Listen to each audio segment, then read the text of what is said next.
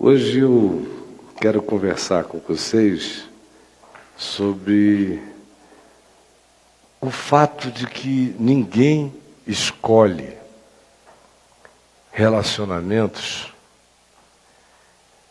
sem que, ao escolher relacionamentos, a gente invoque, ou a gente permita, ou a gente conceda o acesso de um espírito à nossa existência. Relacionar-se é permitir que um espírito entre na nossa vida. Sempre. Pode ser um espírito do bem. Pode ser um espírito do mal. Pode ser um espírito trigo. Pode ser um espírito joio. Pode ser um espírito luz. Pode ser um espírito sombra. Pode ser um espírito treva. Porque eu sou espírito. Você é espírito.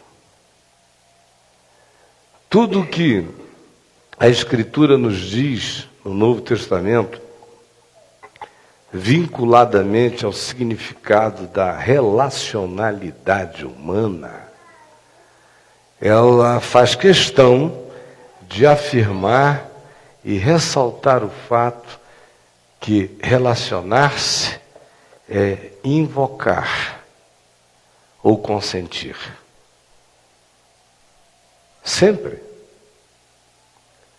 Você tem, por exemplo, Jesus dizendo em Lucas, no capítulo 10, versos aí de 4 em diante, quando ele diz: ao chegardes numa casa, dizei, paz seja nesta casa.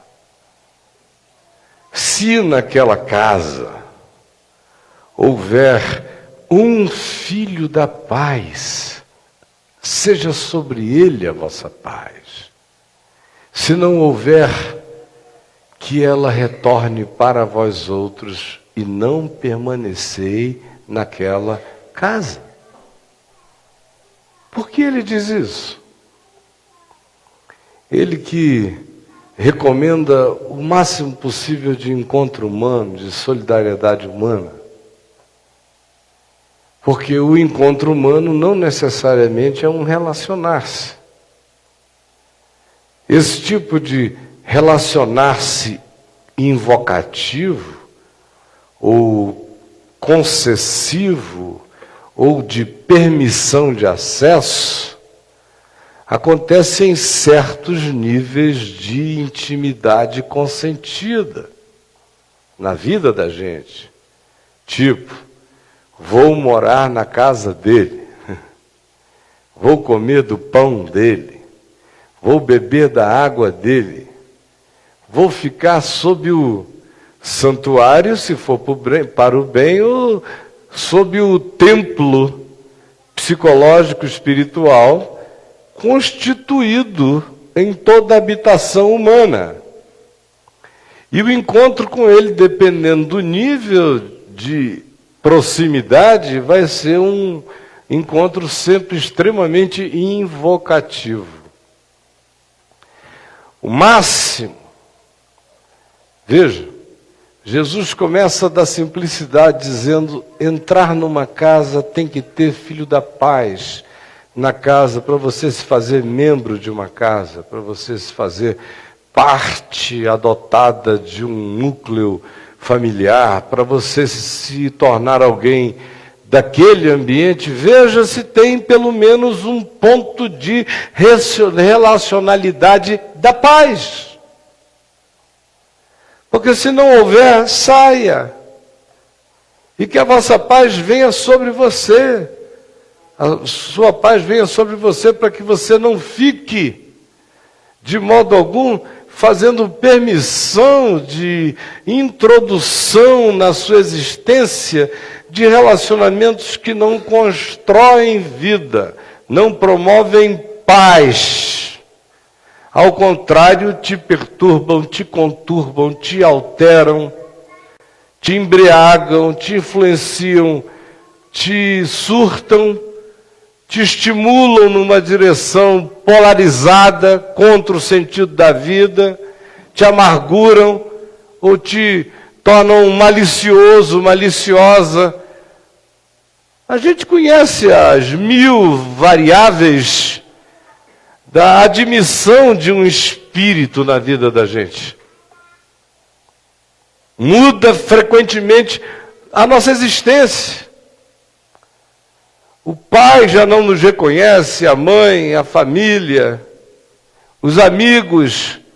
E você quer saber o que houve? O que houve é que um espírito tomou conta dela. É uma amizade tão intensa que se transforma numa conjugalidade de trocas. E se você for a parte acolhedora da perversidade de alguém que não é um filho da paz, você consentiu a penetração de um espírito na sua vida, porque ninguém se relaciona nesse nível impunemente. Por isso Jesus começa do simples, estar na casa, e Paulo vai ao máximo disso, do ponto de vista da invocação não deliberadamente direcionada como uma invocação de um espírito transcendente, mas como experiência de admissão de penetração espiritual na gente. Paulo chega em 1 Coríntios, no capítulo 10, e nos afirma que relacionar-se é permitir que um outro espírito tenha comunhão com o meu ser. Ou vocês não lembram do que ele diz? Que ele não fazia certas junções porque eram incompatíveis. Luz com trevas, consciência da graça de Deus associar-se a invocações deliberadas de espírito. Ou, como ele diz, usar o seu corpo em relações prostituídas, dessignificadas. Paulo diz, quando você encontra alguém que é seu companheiro ou companheira, cônjuge, na verdade no amor, e se relaciona com ele em todos os níveis, você se torna um com ele para a vida. Quando é na promiscuidade, na dessignificação, ou aqueles vínculos carregados de conteúdos espirituais e psicológicos em ambos os lados do encontro, em cada um dos parceiros, que quando se fundem, têm o poder de se prejudicarem, de exacerbarem o pior um do outro. E em pouco tempo você olha e você já vê aquela pessoa surtada, alterada, como quem ficou possessa de um outro alguém. Paulo diz que às vezes isso começa até com más conversações que corrompem os bons costumes. Outras vezes não, são admissões de vínculo. Vínculo sexual, vínculo de amaziamento pseudo-fraterno que gera quase um banditismo cúmplice na relacionalidade, onde o pior das partes se funde ou o pior de um altera o outro.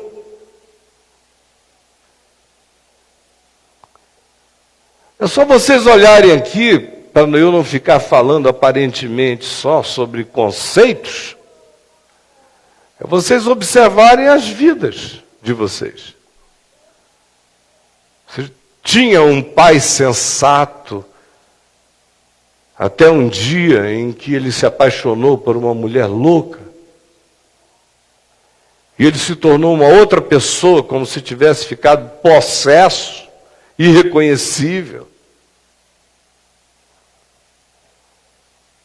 Ou você tem alguma recordação na sua vida de algum tempo em que você fez a concessão de penetração de um vínculo de natureza fraterna na sua existência de alguém que era extremamente encantador, carismático, agradável, ao mesmo tempo carregava um espírito de sedução que pervertia sutilmente tudo, e quando você se percebeu, você já estava alterado.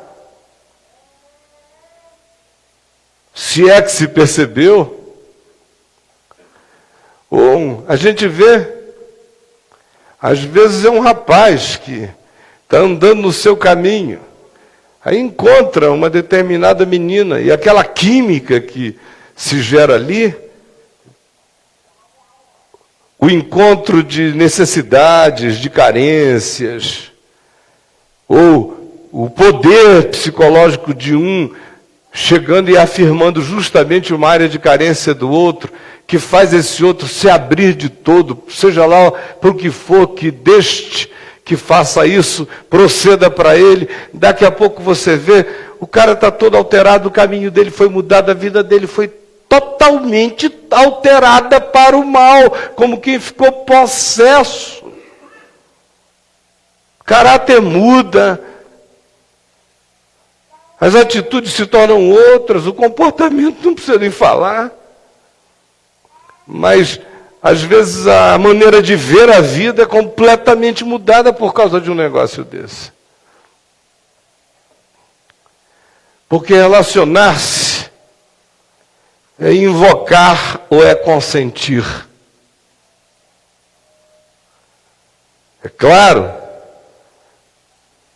que esse princípio tem o seu aplicativo vinculado à sabedoria das coisas, que é como Jesus pretende que seja. Vocês vejam que existem pessoas no Evangelho que dizem: mestre, eu te seguir-te-ei, para onde quer que tu fores. E Jesus diz: não, comigo não, não vai dar. E o Judas, que ele chama e deixa vir, está escrito lá para que se cumprisse a Escritura. No mais, para ter aquele nível de intimidade, de dormir ao lado, de fazer xixi junto, de passar noite e dia juntos, para se tornar amigo, ele escolhe não pessoas perfeitas, mas pessoas sinceras, bons espíritos, humanos, sinceros. Tinham as suas complexidades? Tinham. Mas tinha uma grande virtude: tudo brotava logo. No mais, você não vê. Ele não chama ninguém do Sinédrio: vem comigo. Ia estragar. O grupo ia ficar possesso de um espírito. Ele não chama nenhum rico, ávido por dinheiro, para andar com ele, iria corromper todo o processo. Ele não diz: vou recuperar esse promíscuo enquanto ele se torna meu apóstolo, a gente vai melhorando ele. Não. Você vê que ele encontra com publicanos, com pecadores, com meretrizes, atende, janta, conversa, é chamado de amigo de pecadores. Mas você não vê criar um harém de todo esse pessoal e fazer uma putaria sob os auspícios da bondade divina. Os amigos dele, olhem em que casas ele entra. Onde é que ele parte o pão, onde é que ele tem a comunhão simples e desguarnecida dele. Aonde o encontro não é missão, o encontro não é a batalha da persuasão. É um descanso de estar. É na casa de Marta, de Maria, de Lázaro, é na casa de Pedro. O resto é evento. Estada, ficar sob, admitir a intimidade, para ele, precisava ser uma experiência de comunhão para o bem. e não de possessão para o mal na minha mente, nem nas minhas percepções, nem na minha alma, nem no meu espírito. Vocês vejam como ele trata isso também de maneira tão prática, quando dizem a Jairo, o chefe da sinagoga, que a filha dele está morrendo. Aí ele sai e corre para Cafarnaum, porque era lá que Jesus estava. Chega e conta a história, e Jesus diz: eu vou à tua casa. Está indo, aproxima-se uma mulher, aquela que pega na orla das suas vestes, em relação a quem ele diz: quem me tocou, porque de mim saiu o poder. Tem toda aquela história. Ele está andando na direção da casa de Jairo quando aquilo ali acontece. Aquilo é um parêntese da viagem. Só quando ele está a caminho, chega o primeiro grupo dizendo a Jairo: não chateis mais o mestre, porque a tua filha está morta, ele não pode fazer mais nada. Aí Jesus sabia que aquele pessoal não estava dizendo para Jairo não chatear Jesus ou incomodar Jesus. Estava apenas dizendo: ele não tem poder para resolver o que já visitou a tua casa. É fatal. Deixa ele aí. Passou da alçada dele. É o que eles estão dizendo. Aí Jesus ouviu esses que trouxeram a notícia e disse...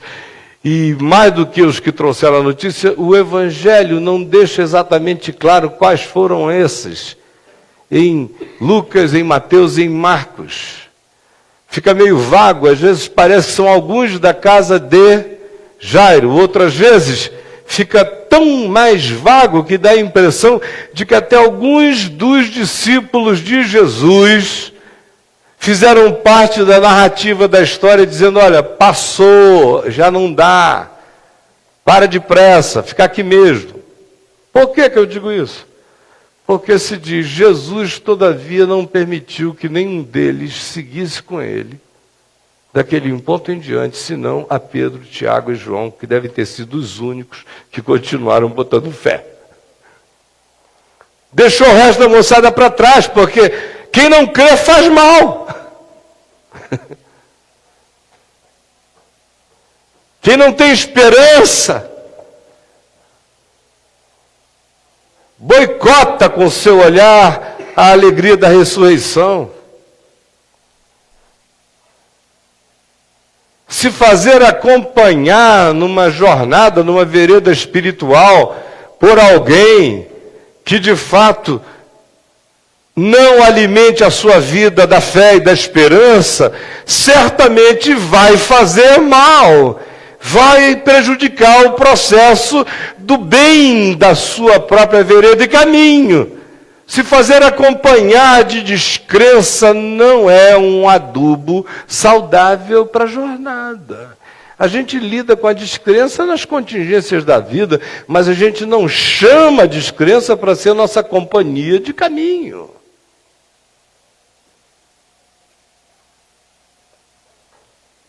Aí ele chega na casa de Jairo e encontra lá um outro grupo que estava chorando, de carpideiras locais. E Jesus disse: não choreis, porque a menina não está morta, apenas dorme. Aí eles caíram na gargalhada e riram de Jesus. Aí Jesus disse: esse pessoal também não entra. Não entra, faz mal lá dentro. Faz mal. Estavam chorando, mas é um choro da descrença, é o espírito do conformismo, é o espírito da celebração negativa do poder da morte. Não quero lá dentro. E só permitiu que entrassem com ele Pedro, Tiago, João e os pais da menina. E chegou lá dentro, pegou a garotinha pela mão, que devia ter os seus 13 anos de idade, e disse: Talita cumi, menina, levanta-te. E a pôs em pé. Agora, você está dizendo que isso influencia negativamente? É claro, já leu lá em Marcos 6, verso 6. Jesus de Nazaré, como se diz que ele não pôde fazer ali os seus milagres, senão alguns poucos, impondo as mãos sobre os doentes, e admirou-se da incredulidade deles. Como era uma espécie de campo de força contra a graça, o tempo todo. Não de terceiros apenas fora, mas até dos necessitados. Necessitados que não criam, que riam da desgraça ao invés de abraçarem a perspectiva da esperança. Faz mal, gente, assim. Ficar possesso dessas companhias, desses espíritos, é um horror. Como aqueles do mau humor, sobre os quais Jesus falou, a que compararei essa geração aqui? Que é insatisfeita com tudo. Nem Deus consegue agradá-los. Vocês são como meninos na praça, que a gente convida para brincar de chorar, e vocês não querem, dizem que não gostam. A gente convida para brincar de rir, vocês também não gostam. Porque veio João Batista, que era o cara que só os convidava para o cemitério, para chorar, e para o deserto, e para se arrepender. Ninguém quis chorar com ele, o drama. E veio o Filho do Homem, que come, bebe, conversa, entra, sai, que é uma caravana de misericórdia ambulante, e vocês também não gostam. Nem Deus pode ajudar vocês. O que é casar com isso? Ter isso como melhor amigo? Meu Deus! Escolher essa comunhão é algo que nos responsabiliza profundamente. É por isso que a gente vê aqui na palavra o apóstolo João, na primeira epístola dele, no capítulo 4, dizendo a nós que uma das coisas mais fundamentais para a nossa existência seria nós termos a possibilidade de aprendermos a discernir espíritos. Amados, não deis crédito a qualquer espírito. Aí a gente fica sempre pensando que ele está falando de... De que é que vocês acham que ele está falando? De uma sessão espírita? Aonde a gente vai dizer, é mesa branca, eu vou dar crédito. Se não for, se tiver batuque, eu não vou dar. Não, claro, jamais. Paulo nunca pensaria que nós iríamos, ou João nunca pensaria que nós iríamos tratar disso prioritariamente como que espírito eu invoco assim, em transe. Não, isso não existe no Novo Testamento. A revelação é de olhos bem abertos, é lucidez, é fé, é escolha, não é transe, nunca. Então, antes de qualquer coisa, leia o contexto. Verso 1, desça lendo. Você vai ver quem são esses espíritos aí. Ele diz, saíram do nosso meio. Estavam entre nós. Andavam aqui com a gente. Fizeram um mal danado. Toda a carta, essa epístola de João, a primeira, a segunda, a terceira, é para ajudar a entender e a discernir espíritos de porco, como por exemplo um tal de Diótrefes, que era um idiótrefes que havia por lá. Discernam, para vocês não abrirem as pernas para o doido, que insemina na comunidade o pior espírito. Daqui a pouco aquilo vira outra coisa. Porque um pouco de levedo fermenta toda a massa. Um pouco. Só um pouquinho. Botar para dentro. O que você e quem que você tem admitido na sua vida que é a presença de um espírito que tem alterado a sua existência para o mal. Às vezes a pessoa não é ruim. Às vezes é só o casamento de vocês que faz uma relação que perversifica ambos os lados. São pessoas que com outras pessoas não farão mal, mas juntas só conseguem se fazer mal. Discernir espíritos. Não é para ter uma atitude ariana, uma atitude espiritualmente nazista. Vocês me conhecem, eu sou de Jesus, eu sou do Evangelho. Eu sou do acolhimento, da misericórdia, da graça. Não, tem nada a ver com acolher a todo mundo, tem a ver o que você chama de meu amor, meu amigo, de meu íntimo, de meu companheiro, de meu sócio, em qualquer que seja o nível.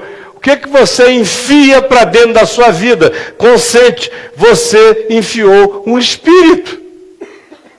E tanto mais quanto seja íntimo esse vínculo, mais chance de alterar você haverá. Ou por que será que Jesus não brincou com a alternativa? Lucas 10. Quando chegardes numa casa, dizei paz seja nesta casa. E se houver algum filho da paz, seja sobre ele a vossa paz. Não havendo que ela retorne sobre vós, mas também não permanecei naquela casa. Ele estava mandando os discípulos irem para todo lado, pregando o evangelho, expulsando demônios, ressuscitando mortos, encontrando gente. Mas encontrar gente, ajudar gente, socorrer gente é uma coisa. A outra é permitir a comunhão que faz o corpo de um outro entrar no meu corpo.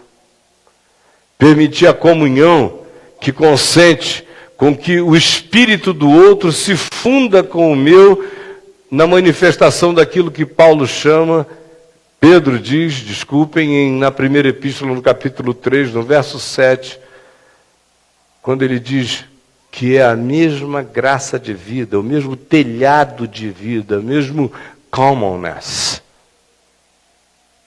É o que ele diz em 1 Coríntios 10. É nesse nível que relacionar-se é uma invocação ou é uma concessão de penetração de um espírito em mim. Filhinhos, discerni os espíritos para ver se procedem de Deus.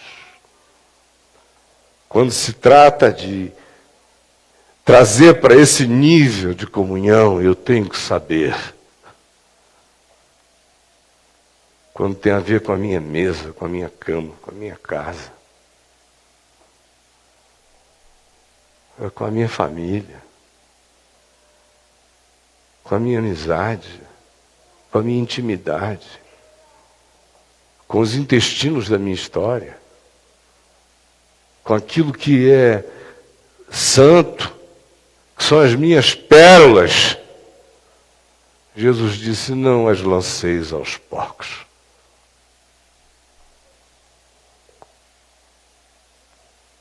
Só olhe para o coração e tente discernir espíritos na sua vida. Quem são os espíritos humanos que alteraram você para o mal? Que mudaram você? Você era misericordioso, misericordiosa, hoje você é extremamente inflexível. Foi depois de quem? Depois de quê? Você era justo, você ficou permissivo. Você era extremamente íntegro. Agora você ficou autoindulgente. Você tinha carnegão, agora você está um ente amorfo. Por que você deixou entrar? Porque via. E que Deus nos conduza pelo Espírito Santo à luz que produz cura, verdade, arrependimento, novidade de vida. Rogo-vos, pois, irmãos, pelas misericórdias de Deus, que apresenteis os vossos corpos, as vossas vidas a Ele, como um sacrifício puro, santo e agradável a Deus, que é o vosso culto do sentido, da racionalidade, de que se Ele é que a gente diz que Ele é para nós, a continuidade lógica disso é entregar meu ser a Ele. Isso faz sentido, como um sacrifício vivo, santo e agradável a Deus. Não me conformando eu com este século, antes transformando-me pela renovação da minha mente, para que eu possa provar qual seja a boa, a agradável e a perfeita vontade de Deus, em nome de Jesus. Que Deus nos abençoe. Paizinho, limpa a nossa vida, tira de nós tantas presenças de tantos espíritos que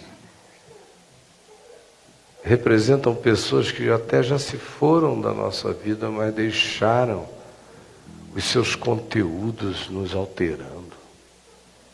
E a gente nem percebeu como ficou possesso, mudado, piorado. Ajuda-nos a discernirmos em nós isso. A vermos herança de quem foi isso herdada por nós. E a botarmos tudo isso para fora de nós. Porque onde a tua luz chega, a sombra e a treva dissimulada que luz possui, não prevalece, jamais. Eu também te agradeço por aqueles que têm aprendido a discernir, que só têm consentido nas suas vidas, na intimidade, sob suas casas, para chamarem de comunhão aqueles que carregam luz, amor, bondade, verdade. Para que a nossa vida não tenha que ser uma guerra, nem um estribuchamento de pessoas possessas que não sabem nem do que. É o que eu te imploro, por todos os que estão aqui, e pelos muitos outros que verão, ouvirão e serão alcançados pela Vem Ver, no mundo inteiro, em nome de Jesus. Amém, Senhor. Gente boa de Deus, uma semana feliz. Até domingo que vem, traga um amigo, convide durante a semana um amigo de trabalho, uma pessoa para estar com você domingo que vem às 19 horas aqui. Faça força e vamos trazer o máximo possível de pessoas. Beijão para todo mundo, saudade de vocês.